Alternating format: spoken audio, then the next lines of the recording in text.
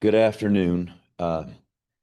We are facing one of the best teams in college football this weekend in Tulane, and I tell you they are awesome. Watching them play, really excited to come off the weekend with a victory. But man, we have turned our sights on these guys. They are talented, well coached. Just a tremendous football team.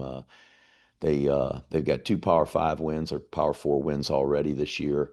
I was looking at their record in the conference since 2022. They're number one in the country for best percentage, win percentage in the conference. So this is a program that's risen to among the nation's best. And I think Coach Summerall just does a tremendous job. He's got two great coordinators. Um, and they do a terrific job. Coach Gasparotto, who's their defensive coordinator, was here on our staff, and we know what a good coach he is. And I saw in the stats that they completed passes to 12 different receivers in this past week's game against East Carolina. We don't travel with 12 guys who can catch a pass. I mean, they're a good football team. Um, really stout on defense. Great against the run. I know Coach Summerall and his background, he prides himself in that. And they've been doing a terrific job of taking the ball away from people. One of the best turnover margins in the country. I think they're +6 right now. And so we got a lot of challenges we're going to be facing against these guys, but we're excited for the opportunity. We've been down there a couple of times as a program.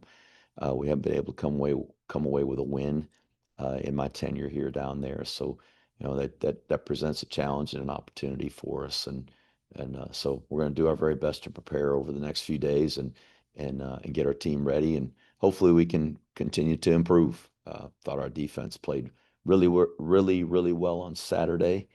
Um, and was happy with just how well we tackled and ran to the football and pursued and those things which are really important, obviously, in defensive football. And then the first half we had on offense, controlling the clock and being able to run the football. Just try to improve on those things and get ready to play like I said, what is a great Tulane football team. Rich DeMarco, start us off. Jeff, two wins in a row. What is the different feeling? How has it affected your team in terms of them being upbeat, being in practice? What does two wins in a row do for the mood and the culture of your team? Oh, anytime there's you know I guess a victory, there's some confidence that comes with that. Um, we started out the season and not as we had hoped, and certainly in terms of the results. Lost some close football games, and those are hard. It's hard to feel good, uh, even in a close football game that we did everything we could and that we were playing like we were capable of playing. And I don't know that even in the last 2 weeks we fully feel like we fully maximized who we can be or what we're capable of, but certainly have played better. And so I think confidence comes with that, and just a charge of energy. When you go into a winning locker room and you can, sing the fight song and feel good about the fact that we accomplished something together. There's a great feeling in that, and uh, and I think when guys feel that victorious uh, emotion of joy and sense of accomplishment, they want it again, and so hopefully it kind of pushes us forward and gives us some well, just compels us to want to get out there and practice and get better and try to win again. Working off that, two wins in a row, and you go on the road to Tulane, and you touched upon it. Hmm. What How great is this opportunity that's before you to get above 500, beat a team that's one of the top in the conference? If you could speak to what this opportunity means for your team. Well, it's certainly a big opportunity. And they got a great football team. Like I said, I think they're one of the best teams in the country. They can play with anybody. They had, they battled Ole Miss, and Ole Miss obviously number 4 in the country, and there's a lot of teams that would have a tough time with those very top upper echelon teams. I mean, the talent level and just the you know their their their ability to play uh, football at an elite level with the rosters they have and the resources they have. But Tulane could play anybody in the top 25 and have a chance to win. I really feel like they're that kind of football team. So it is a great opportunity for us. It measures us against one of the best teams in the league, one of the most talented teams in the league for sure. And we had a chance a couple weeks ago, 2 weeks in a row, I guess, with both North Texas and East Carolina, two very talented football teams in our league. I think two very good football teams. And East Carolina, battled tough with Tulane just this past week. And so, that's an indication of the caliber team we played in East Carolina. And if we're going to have a chance to be competitive against Tulane, we're going to have to play a lot better. But our guys are excited for the opportunity. We know they're one of the top teams in the league, and we'll have a chance to play for the conference championship as they did a year ago. And so that's I think everybody gets excited when you're playing a top level team, and certainly Tulane is. Thank you. Thank you. Ken McMillan? Jeff, what do you, does last year's game against Tulane have any play into this year, especially with the confidence level? You beat them last year. Does that help your team believe, hey, we can knock these guys off, it's on their turf? I never feel like a previous game has much of an effect on the next one. We're a different team; they are too. We've got a lot of new players, a lot of new starters. I wouldn't say new players, but new starters. Um, and though we're familiar with them, same coordinators that they had last year, schematically similar. They've got some different guys, some different strengths too. I think their quarterback, I think he's an improvement from what they had a year ago. Just his ability to run, his toughness. That's not taking anything away from Darian Mensah. I think he's a terrific quarterback. But this guy he's unbelievable. He's gone 6 games without an interception. Threw for 300 and some yards. Threw it to 12 different receivers on Thursday night against East Carolina, and no interceptions. He's outstanding. And obviously, he's got a great supporting cast. You can throw it to 12 different guys in a night. That's pretty good. They're physical. Coach Summerall's a defensive coach, and that personality comes out in their team. They're going to be a challenging team to beat. And what happened last year in the conference championship game has no bearing on this Saturday. We're going to have to get our team prepared. Our players are going to have to be ready to execute their assignments and fundamentals at a really high level, as well as we have all year. And so that's why we play the game. We'll find out on Saturday if we've prepared well enough, and if we've got what it takes to give them a game. Can you address what's your relationship with John Summerall? The fact that you've now faced him a couple times at Troy, now a couple times with Tulane. Do you like, going matching wits against guys that you're quite familiar with? He's a great football coach, and I really like him as a person. He's just a he's a coach's coach. He's a guy that I think everybody in our profession respects. He earned a lot of respect as a defensive coordinator at Kentucky. They had a stretch of some really great teams there, 10-win teams, and playing great defense in probably what's the people consider the top conference in the country, the SEC. Um, and it wasn't necessarily at the time um, when he and Coach Stoops kind of connected there and started doing so well that they were one of the top teams in the league, but they turned it into one of the top teams in the league, to win have double digit wins at Kentucky. That's pretty pretty impressive. So he had a lot to do with it, which is why he got the Troy job. Took over the Troy job, and instantly they were playing for conference championships and winning double digit victories in seasons there. Beat us both times we played them there. Had a really close game against them in 22, and they beat the pants off us here in 23. And then fortunately we were able to get in the conference championship game last year and squared off against them. And everything went right for us that night, and we played pretty well and got some breaks. But he's a terrific football coach, and like I said, he's got a really good staff. I have a lot of respect for him, but I have a lot of respect for their coaching staff as well. And so I guess I enjoy competing, and I particularly enjoy competing against people that I really respect and I think are outstanding coaches, and I consider him an outstanding coach. Jeff, you mentioned the other day your first teamers on defense basically really got the job done very well the last 2 weeks. I believe only one touchdown allowed and such. Why are they playing so well? And does that give you, hope that maybe you can slow down a Tulane offense that is so potent? I think they've improved. What we did the last 2 weeks was tackle a little better. We cut our missed tackles in half from the ECU game to the UAB game, and cut them a little bit more, though we played fewer snaps, cut it a little bit more against Charlotte. I think our guys have just done a better job of playing our defense, and I hope that will continue to happen. I hope we'll continue to improve. And we've got, I think there are 7 new starters on defense. I'd have to go through and do the math in my head again, but there's a lot of new guys.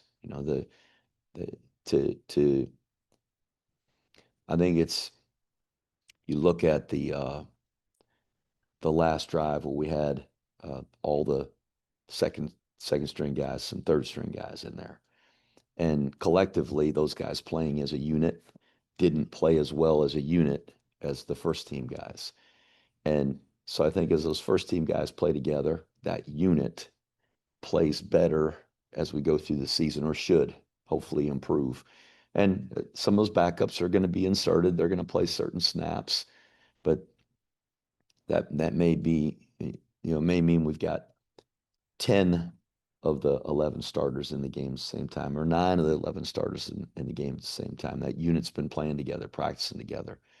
And I think that's just probably a byproduct of the improvements that they've made, and their ability to play the defense together. And against Tulane, like I said, it's going to be the best team we faced so far this year. And so we're going to have to play our best defense, and hopefully we'll play together and play well fundamentally, and tackle well and defeat blocks and all the things that it takes. But it becomes more challenging and more difficult when you're playing against teams that are really good and players that are very talented. And inevitably, the weekly quarterback question, we see Kale is listed as the #1 starter this week. What is the quarterback situation? What did you, having had a couple of days to review, what did you think about what they were able to do on Saturday? I think Kale earned the start just based on the way he played on Saturday. He's had a couple of good games in a row, and his confidence will continue to grow the more he plays. And so we're going to start Kale, and kind of like we have in the last few games, just see how it goes. There's no set plan that we're going to play each quarterback a certain number of plays, or a particular series. Just I think it's Kale's job right now, and hopefully he'll do a great job and lead our team up and down the field. Austin, kick us off on Zoom. We'll go to Sal Interdonato first. Sal, go ahead. Hey, Coach, how are you? Hope you're well. Thanks, you too, Sal. I was just going to ask you maybe the differences in Tulane from last year to this year. I know you mentioned the quarterback. Do you see any other major differences with their team from last year to this year? Oh, I don't know that I'd recognize major differences. They got some different players.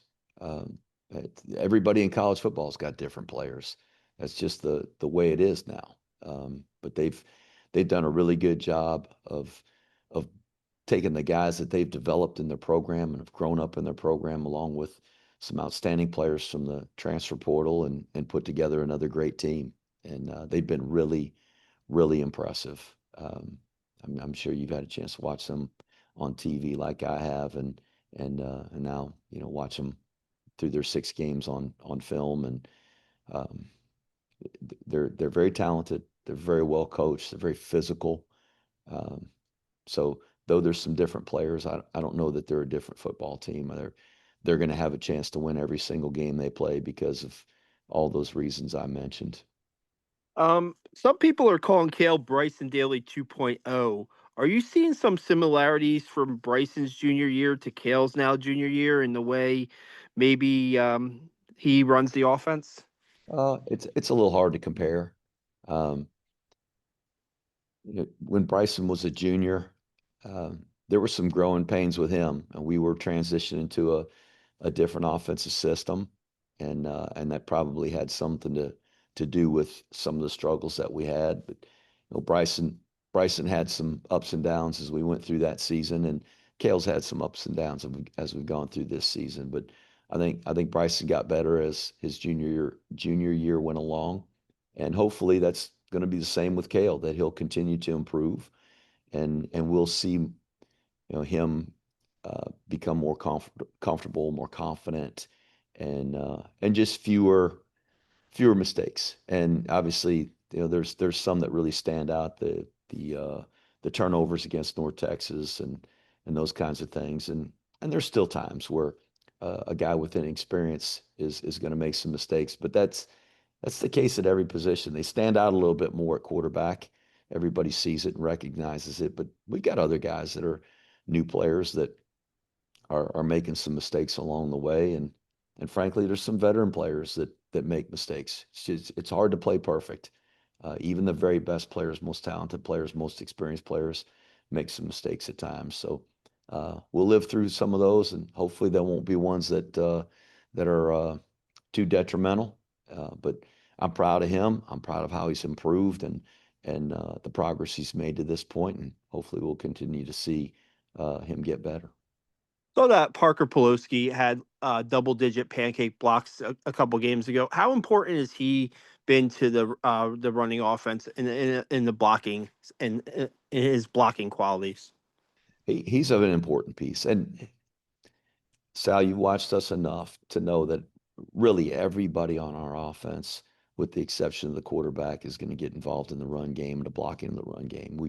We get in a lot of condensed formations. We use receivers and tight ends and running backs and slots. They're all involved in that. And Parker is a really good player. He's a talented player, tough, physical, and just kind of an extension of that offensive line. And so I've been very pleased with him and the improvements he's made over his career, the course of the time he's been here.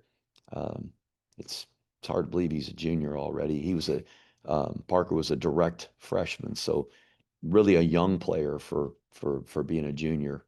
But I think he's having a good year, and I hope he'll continue to make some of those blocks that we need at that position.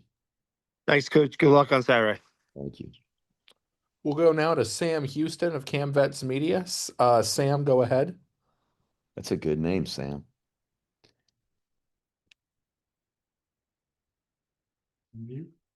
If Sam was from Sam Houston, he'd have a heck of a story. Sam Houston from Sam Houston. Keep going, Austin. We'll come back to Sam. There we go. I'm sorry. I was on mute. Sorry, Coach. We're good. I We'll go was, with you. Go ahead. Just trying to. I'm covering for Ken names Kreitzer before we got today going. on kind of short notice, but glad to be here.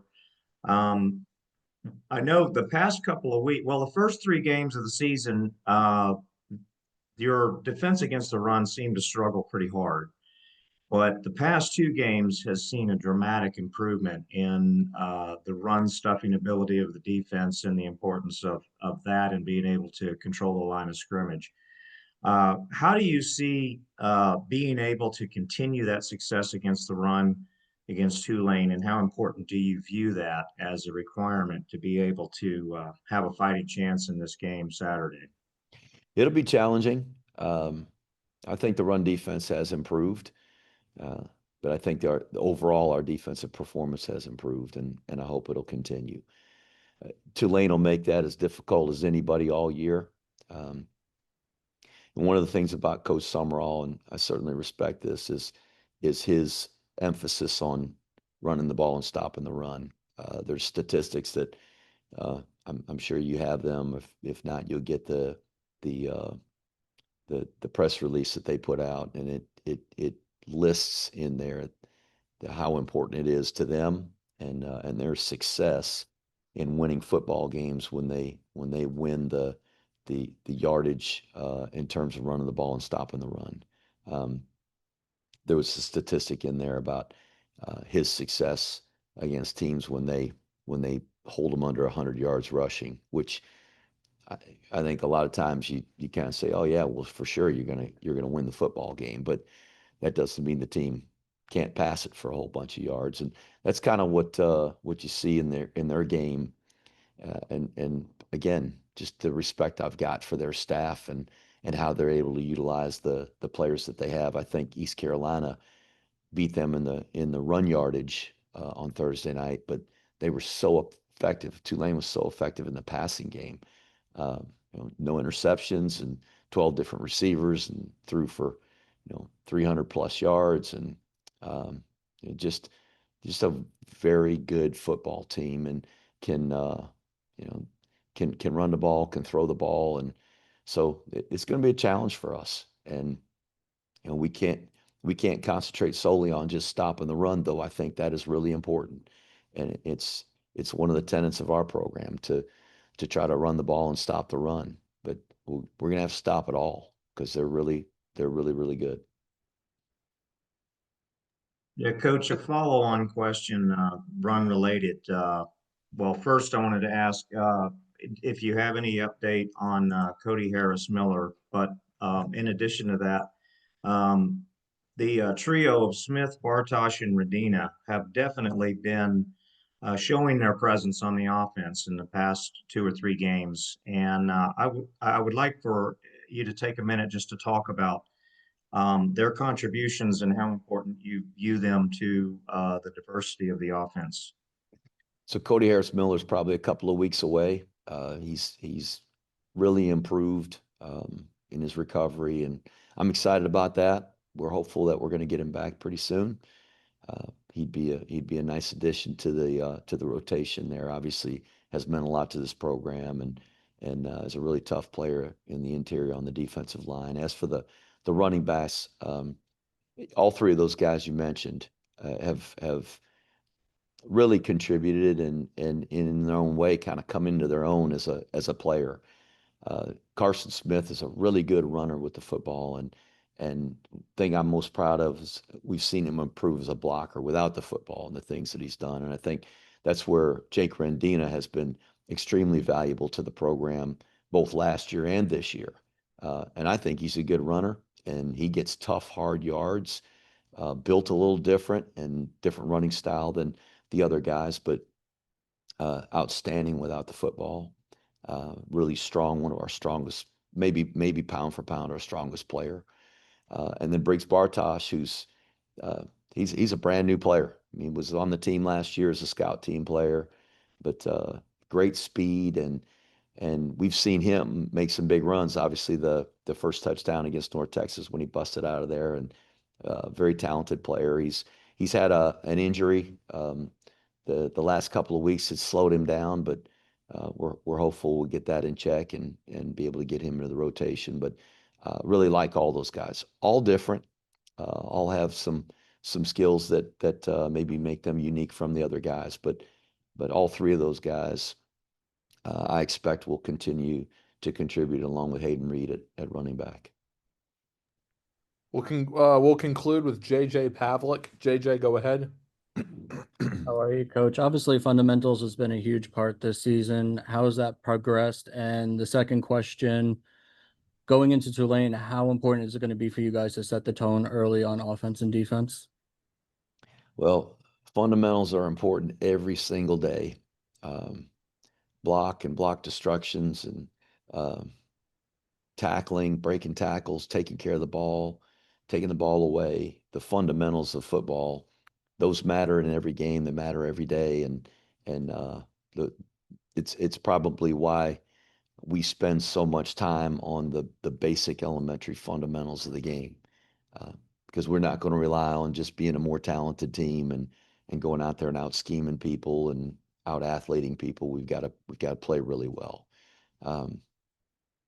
In terms of the start, it's been really good the last couple of weeks for our defense to get out there and get a stop on the opening drive and the offense to go down and score. I think the confidence that brings a team certainly sets a tone. But again, it makes it entirely more challenging playing a team like Tulane. So I hope that our defense will be able to go out there and continue the success that it's had the last couple of weeks. Really, the last 3 quarters of the East Carolina game, I thought our defense played really, really well, as well as the last 2 football games. And offensively, just kind of get going early in the first quarter like we have the last couple of weeks, and get some confidence there. So, like I said, it'll be a challenge. I hope we can do it, and that's why we practice. We're going to get back out there today and try to get better and get prepared for what we know is going to be a great opponent. Thank you, Coach, and good luck down there. Thank you. Thanks, everybody.